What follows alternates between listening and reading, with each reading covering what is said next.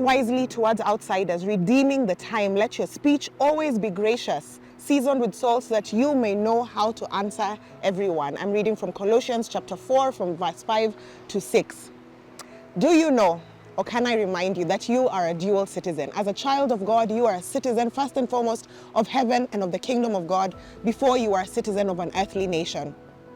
In the recent weeks here in our country, Kenya, and across a number of different nations, people have been agitating for change. People have been on the forefront demanding justice, demanding transparency, demanding accountability, which is really what we're supposed to be about. And we spoke about that last week with regards to us not being indifferent.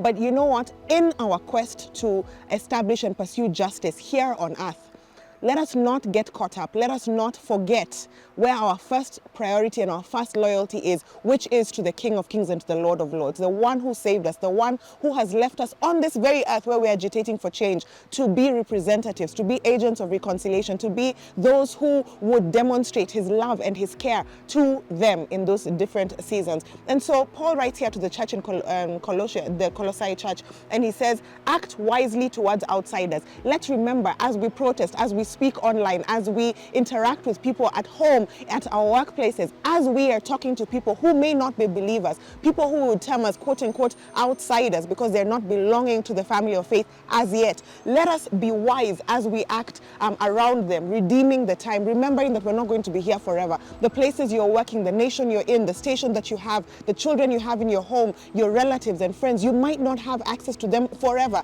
because time is, what we have. Just what we have today is what we can say that we have. We don't know about tomorrow. We don't know how long we'll be in those particular positions. Let us redeem the time. Let us use those opportunities to speak love, to speak light, to speak hope to people, where people are speaking in a manner that is, hopeless, and we're just thinking about how we're doomed, we're condemned forever. There is a God in heaven, and you know better. And so in that conversation, yes, things are bad. Maybe things are not going as planned, as we had voted, as we had hoped and expected. But can you be the voice of hope? Can you be the voice of love? Can you be the voice of prayer, encouraging people to pray? Can you be the voice of pointing people to a king that does not disappoint, to a kingdom that does not exploit, that does not oppress its citizens, a place of love and a place of peace, because Jesus is a Prince of Peace? Can you point people around you? Can you be wise when you have opportunity to be in spaces where people are talking about the issues we have in our nation and in our nations?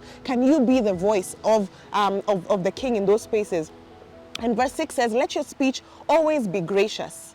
Always be gracious, seasoned with salt, so that you may know how to answer everyone. Are you speaking graciously? Are you typing gracious words? There is a way that we can agitate for change that still honors God. There is a way that we can call people to account that still honors God, that still honors the leaders that God has put in place.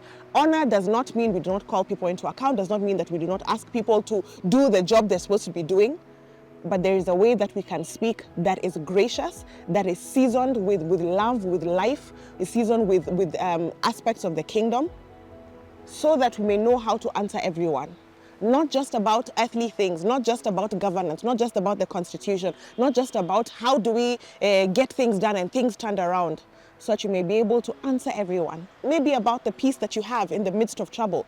Answer everyone about the joy you continue to exude in the midst of problems and trouble all around you. Let your speech indicate that there is something different about you. Redeem the time. Remember that all we see now is not all there is. There is a spiritual dimension to all of this, a spiritual dimension to our lives, and that one day we will all give an account to God. What will you say about the opportunities and the spaces that God has given you? Are you representing him well to outsiders? Are you speaking in a way that communicates that you belong to a different kingdom? Are you injecting hope? Are you injecting love, life, peace where you are? Act wisely towards outsiders. Let your speech always be gracious, seasoned with salt, so that you may know how to answer everyone. My name is Angie Obwaka, and this is CITAM Church Online. We will see you next week.